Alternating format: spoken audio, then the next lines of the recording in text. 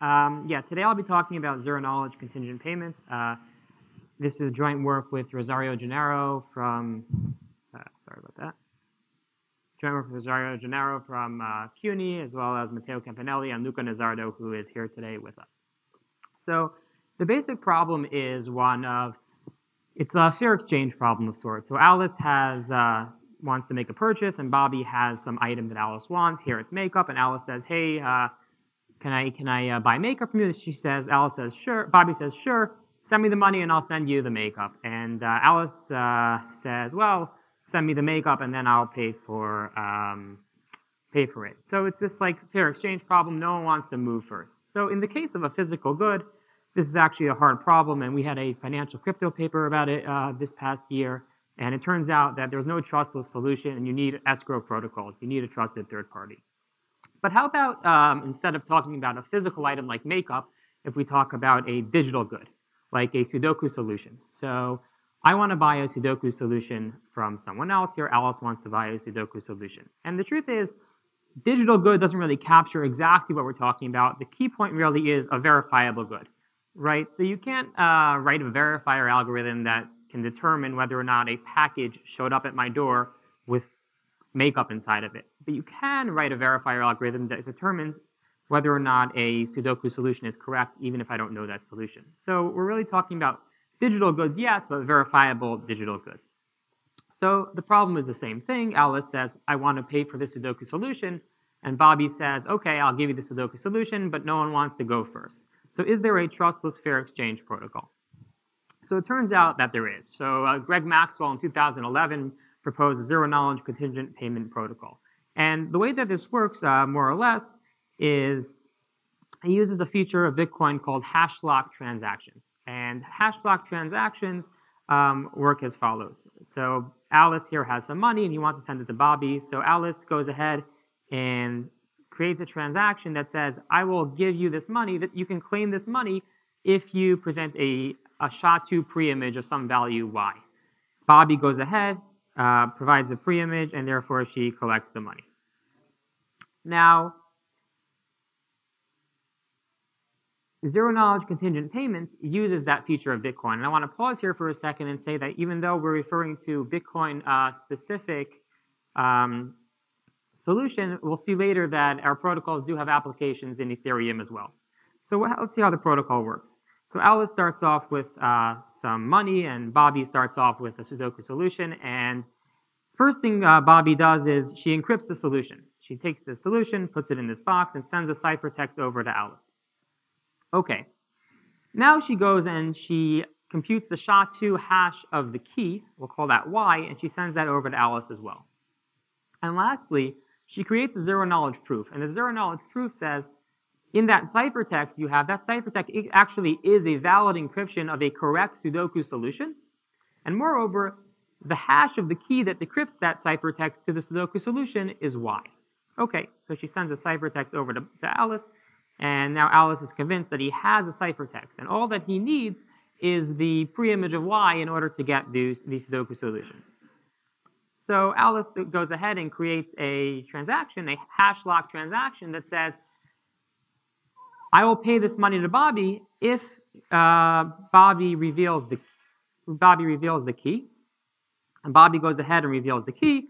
And simultaneously, Bobby gets the money and Alice gets the key. But getting the key is equivalent to getting the Sudoku solution, since he already has the ciphertext and the proof that that key decrypts the ciphertext to the correct Sudoku solution. So this is a zero-knowledge contingent payment. It's contingent because receiving the money is contingent on getting the Sudoku solution. In particular, receiving the money is contingent on getting the key. And getting the key is equivalent to getting the Sudoku solution because of the way the ciphertext and the proof were set up. OK, so everyone's happy, and that worked.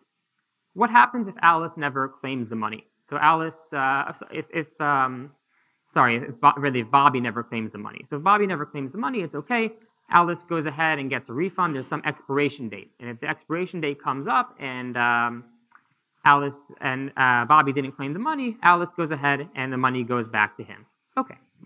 So that's worked. That's a great protocol for zero-knowledge contingent payments. But there's one detail we left a little bit unspecified, and that's how do we actually implement the proof? So we said, oh, and we hand-waved, you create this zero-knowledge proof that does this thing, and it proves you have a correct solution. That's great. So it turns out that in 2011, when Maxwell proposed zero-knowledge contingent payments, there wasn't really a great solution for creating this proof. So let's go look for a second at the history of zero-knowledge proofs. So zero-knowledge proofs are well known in crypto, and they originate from the 80s by work of Goldwasser, Macaulay, and Rakoff. And there are basically two properties that a zero-knowledge proof gives you. The first property is the soundness property, and that basically says that you can't prove things that aren't true. So in our case, Bobby's creating a proof that she actually has a correct Sudoku solution encrypted, but Bobby shouldn't be able to convince Alice of that, but actually not have a correct Sudoku solution. So the proof should only be able to create a proof if what you're proving is true. And then that's a soundness property. On the other hand, the zero-knowledge property says you can't learn anything from the proof. So Bobby's proving something about a Sudoku solution, and the Sudoku solution is an input to the proof. It's a witness. But Alice shouldn't be able to inspect that proof and learn anything about the solution other than what the proof is actually proving, which is that it's a valid solution. But nothing else should be leaked about the solution. OK. In the 80s also, it was shown that zero-knowledge proofs can be made non-interactive. This is Blum, Feldman, and Macaulay. But in particular, in order to get non-interactive proofs, you need a trusted setup. And they call this a CRS. It's a common reference string, which is basically a common set of parameters that's shared by everyone that's the prover and the verifier share this common reference string, and it's a trusted setup. And more recently, in 2012, the first by the GGPR paper and then several papers after that showed that you can use zero-knowledge non-interactive proofs very efficiently, and these are what's known as SNARKs, or ZK SNARKs for the zero-knowledge SNARKs, succinct non-interactive arguments of knowledge. These are very efficient non-interactive proofs in that they're succinct. The proof that doesn't depend on the size of the proof, and the verification time do not depend on the circuit, basically on the problem they are proving. But like other non-interactive proofs, they require a trusted setup. OK, so now that we know like the basic tools, something about the basic tools that are used for zero-knowledge proofs, so let's see what happened. So Greg Maxwell, again, came up with this idea in 2012. The GGPR paper, which introduced SNARKs, was Maxwell was in 2011. The GGPR paper was in 2012. And this just in 2016 at Financial Crypto, Sean Bao, who was a member of the Zcash team, together with Maxwell, actually implemented their zero-knowledge contingent payment protocol using SNARKs. And they demonstrated this with a live demo of the pay-to-Sudoku problem. And this was advertised as the first successful zero-knowledge contingent payment, and there was a lot of buzz about it. So the question is, though, we recall that there's this trusted setup that's required by SNARKs. So who should perform the trusted setup in this protocol? Is it the buyer? Is it the seller? Maybe it's some other trusted third party. Well, we definitely don't want another trusted third party because the entire point of this protocol is to do a trustless protocol. So Maxwell addresses this in his discussion of the first zero-knowledge contingent payment. He says the GGPR12 crypto system requires a trusted setup, but for the ZKCP application, this is no real limitation since the buyer can perform it. And we'll see that that's a critical error.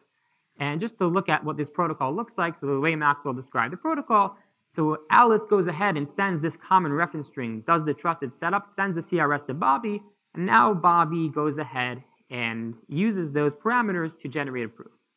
Now, the intuition behind Maxwell's approach was, well, Bobby's the one creating the proof, so we don't want Bobby to be able to cheat. So if Alice does the trusted setup, that's great. Alice does the trusted setup, sends it to Bobby, Bobby can't cheat, and only Alice needs to be convinced. But the problem, of course, is that this protects against the malicious seller, but it does not protect against a malicious buyer. Because remember, there are two properties of zero-knowledge proofs. There's the soundness property and there's the zero-knowledge property. So having the buyer generate the CRS means that the seller can't produce a proof that breaks the soundness property. So Bobby can't produce a proof that says, hey, I really have a solution when I don't.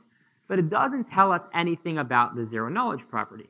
So this looks like bad. It seems to be that there's a problem. But is there actually an attack? And the answer is, and this is a key point, it could be many cryptographers looking at this protocol will know that there's a problem, and maybe it's not provable security, but is there actually an attack that you can use to break zero knowledge? And we show the answer is yes. The way that the attack works, just on the protocol level, is Alice does something malicious. He modifies the CRS and doesn't do the trusted setup exactly as he's supposed to, and sends those parameters to Bobby. Bobby now creates the proof using those parameters, but she doesn't realize because Alice subverted the CRS generation, she's actually leaking information. And Alex can take the proof that Bobby sent him, examine it, and learn some information about the Sudoku solution. And this is obviously a problem because the payment is no longer contingent with learning the solution, because Bobby first sends the proof before any payment is sent. And Alice can now terminate the protocol and say, I got the solution for free, I don't need to continue the protocol or pay you. So obviously this is a problem. And like I said before, I'm not giving the details here for the sake of time, but we actually implemented this attack. Indeed, we actually found several concrete attacks that you can implement, but because of the way some quirkiness in the libsnark library, which is a snark library that they used, also the library used in Zcash, because of some quirkiness in the library, some optimization, some of our attacks, which worked in theory, didn't work and got caught up in some details in the code. So we did work around it and implement an attack. And basically, we created this. It's on GitHub. You can take a look at it. We created a Pay to Sudoku attack repository, which implements a malicious buyer that interacts with Bowes and Maxwell's honest prover, and it does the proof. It just swaps out the buyer, and it learns information about the solution, or it steals the solution because it gets it without paying for it. Okay, so can we fix this? So the idea of subversion zero knowledge was discussed a few years back by Fuchsbauer, not in the context of snarks. And in our paper, we showed that subversion zero knowledge means, is there a way that you can do the trusted setup in a way, can you augment the trusted setup such that even if it's compromised, you still don't break the zero knowledge property? And we sketched in our paper how to do this, and it happens to be in the few weeks after our paper went up online, several other papers went up online as well that fleshed out these protocols of how you can do subversion zero knowledge. Okay, so that's great, right? So you do subversion zero knowledge, and the protocol's fixed, and everyone's happy, and we're done. Well, not exactly, because subversion ZK is very expensive. So we implemented two of these other approaches, and just as a frame of reference, Maxwell's protocol, so the broken protocol, ran in less than a minute. But if you add these fancy subversion ZK techniques, the time goes from minutes to hours. So maybe there are applications that that's okay for, but you can think maybe for selling a Sudoku solution, that's quite an intensive procedure, and it kind of ruins the protocol a little bit to go from a very quick protocol to a very cumbersome and timely protocol. Okay, can we do better? So what if we don't actually need zero knowledge at all? So maybe we won't do subversion ZK, we won't recover the zero knowledge property, but is there some other protocol that we can use to fix ZKCP without zero knowledge? So that's why I would like to introduce the notion of witness indistinguishability, which was first proposed by Feig and Shamir in 1990, and it's a weaker form of zero knowledge. And it says zero knowledge says you learn absolutely nothing. This says, well, you can learn something, but you can't distinguish between different witnesses. So if there are many possible solutions and the prover used one of them, you can't know which solution the prover used. But it could leak, the proof may leak information that's common to all the witnesses. And the good thing is that in the original SNARK paper, they showed how you can really, really easily get a subversion witness indistinguishability protocol, which means a protocol that even if the CRS is generated maliciously, still has WI, witness indistinguishability. Okay, but for our protocol, WI is not enough. Why? Because, take the Sudoku example, the Sudoku solution is unique. And witness indistinguishability says you can't differentiate between different witnesses. So if there's only one witness, WI gives you absolutely no guarantees at all, and the proof can actually totally leak the witness. So can we fix that? Can we create a new protocol that leverages the WI property? And the answer is yes. And here's how it works. It starts off with the same problem as before. They want to do the fair exchange for the Sudoku solution, but no one wants to go first. Okay, but now, instead of encrypting before Alice encrypted the Sudoku solution, Bobby encrypted the Sudoku solution. Here Bobby says, well, I might encrypt the Sudoku solution, I might not. So she tells Alice, here's a ciphertext. it might be the encryption of the Sudoku solution, or it might just be garbage. Okay, doesn't seem very useful yet, but we'll see. Then Bobby says, okay, I might give you the SHA-2 image of the key. I might give you the SHA-3 image of the key. I'll give you some image of the key. I'm not telling you which one. It's one of these two. Sends Y over to Alice as well. Okay, finally, and this is where it all comes together, here's a zero-knowledge proof that we construct. The proof says, if the ciphertext that I gave you is in fact the Sudoku solution, then the Y that I gave you is the SHA-2 image of the key. But if I put garbage in the ciphertext, then the Y is the SHA-3 image of the key. And now, for this proof, WI is enough because there are many, many, many, many possible witnesses. In fact, anything could be a witness. You can encrypt just about anything. So it doesn't. The Sudoku solution is not unique to the witness set.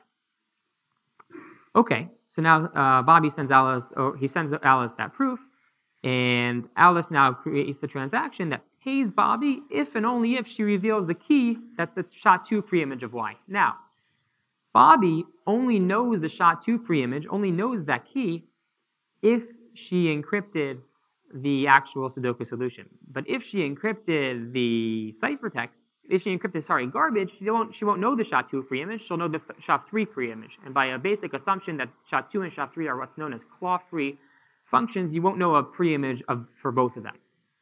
Okay. And Bobby goes ahead now, she reveals the key, and Alice gets the key, Bobby gets the money, and Alice knows the Sudoku solution.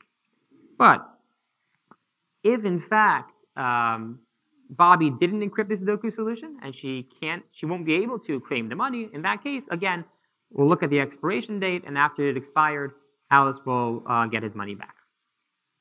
Okay, so this is a protocol that's much, much faster to run than using Subversion ZK techniques. Again, those range between 1 and 4 hours, depending on the protocol.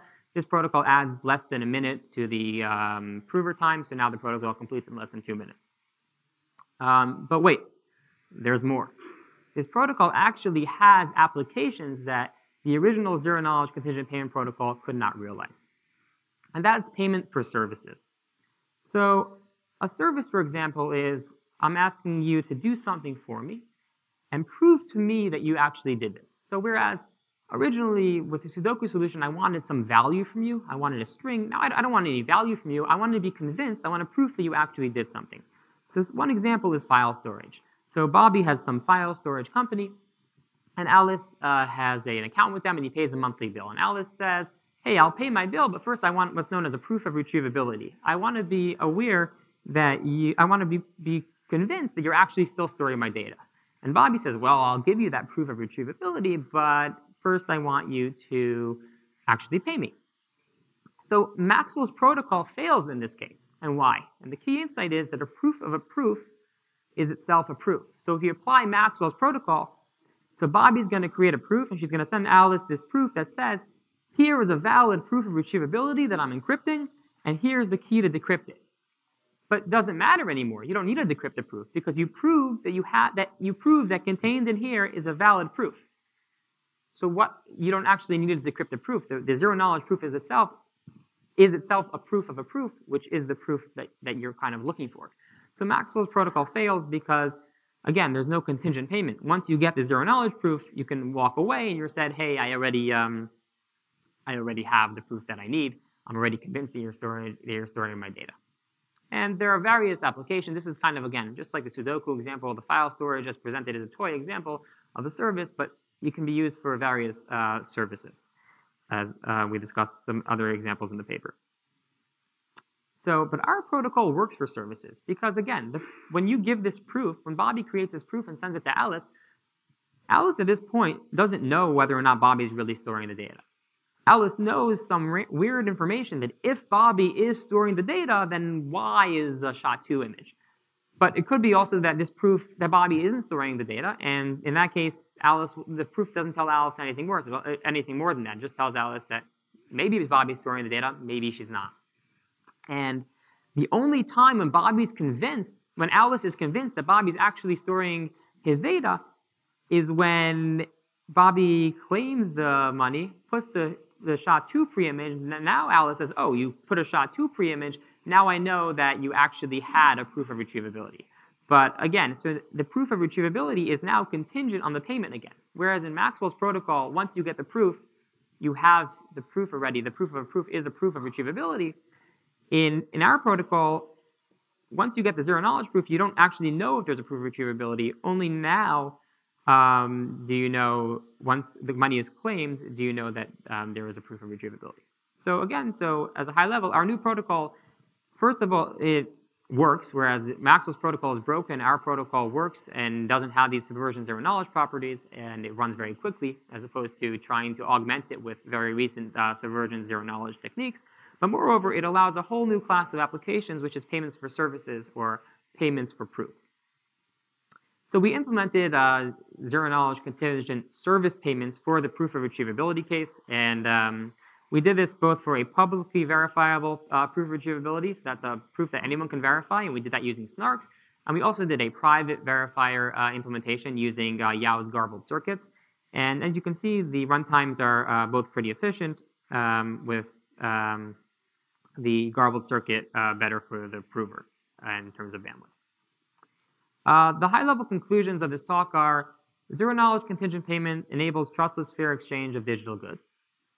And that's Maxwell's protocol and the idea of Maxwell's protocol, but with our fix, this actually works, and you can, there's an old result that fair exchange, there's an old result due to Cleave, that fair exchange is impossible without a trusted third party, and zero-knowledge contingent payment doesn't break that. But the blockchain itself serves as a third party, and so it can still be done in a trustless manner. Something which I referenced before, that this is useful for Bitcoin. Everything that we've discussed, these hash block transactions can be built right on top of Bitcoin today, but it's also useful for Ethereum because you can do really clever smart contracts and really complex smart contracts without worrying about a gas limit, because you can take all of the computation off-chain. And indeed, you don't even need to do a snark verification on-chain, even though with Ethereum's new Byzantium, it's slightly cheaper to do a snark verification. It's possible, but it's still actually quite expensive. You don't need to do any of that on-chain. You can basically do smart contracts where all the heavy lifting is done off-chain, and on-chain you just have a hash verification, just a hash, yeah. Third conclusion is our protocol enables a new application, which is payments for services. And it's a very, very broad statement. Something you can learn from this work is taking some cryptographic primitive and applying it in new ways for which they're not designed is quite dangerous. So we didn't find a break in snarks in the original snark protocol, but the snark papers had some assumptions, and the assumption was that the trusted setup was done correctly. So the insight of this idea of, well, we can take this this protocol and we can use it for our purposes, and the trusted setup is not really an issue for us, even though sometimes intuitively these ideas seem correct, often issues pop out which aren't clear to the intuition. So modifying crypto protocols is quite dangerous, and you should always look to kind of reprove security when you're doing that, and not just use hand-waving arguments of why it's probably okay. Thank you so much for listening to my talk, and I'm happy to take questions.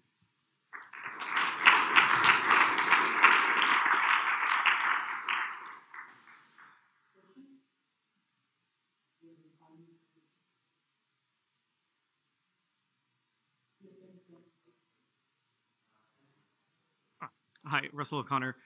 Just a quick question.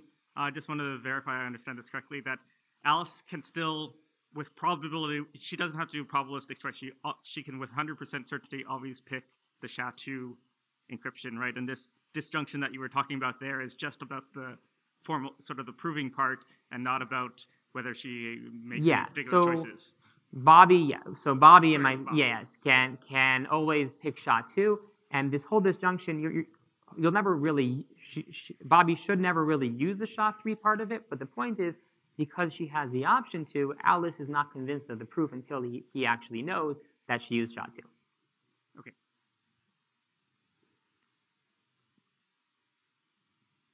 I apologize if I missed the first two slides where probably this question was answered, but it looks like you delegated to like the blockchain, this kind of thing that so you sign the message that if somebody gives me this kind of pre-image, then, pay him the money or has the money. Why not? Why do you need the layer of zero knowledge? Why don't you just write away one message from Alice saying, if I get a Sudoku solution, pay the money. Why doesn't it solve the problem? Why do you need the layer of zero knowledge on top of it? I mean, like, send the hash of solution. A few things. So first of all, on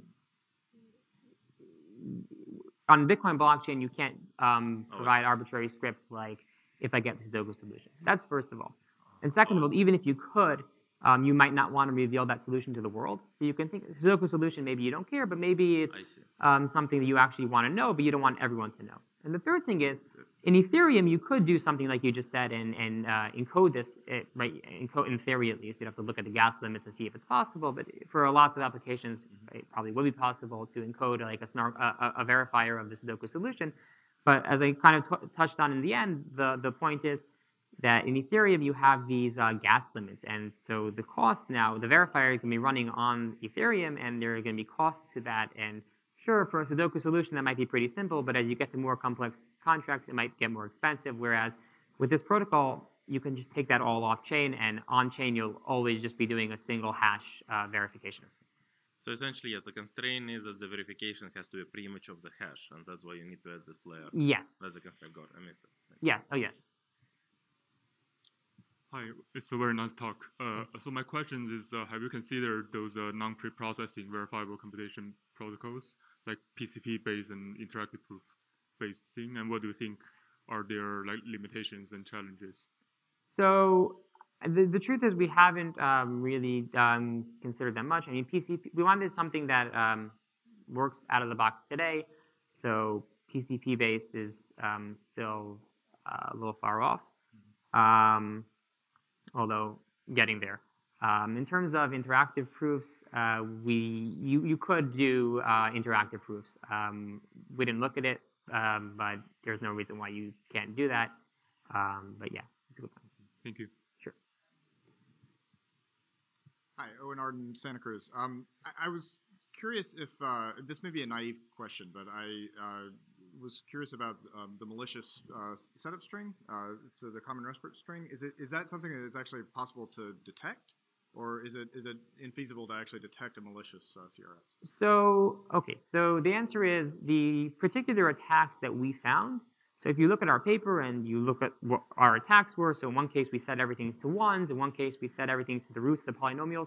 So yeah, you could go ahead and get rid of the particular attacks that we found and check for that.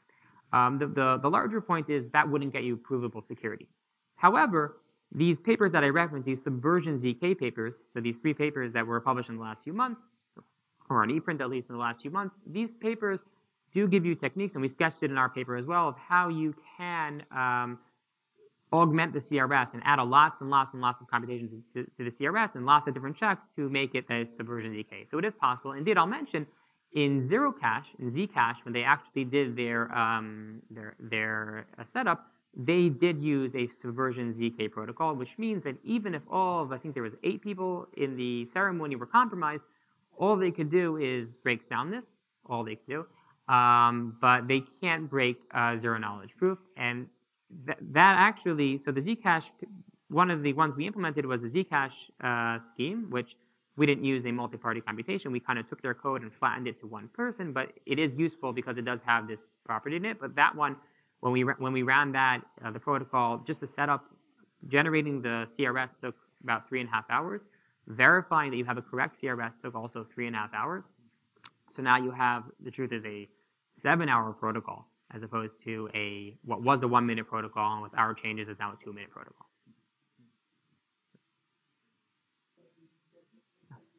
Thank you.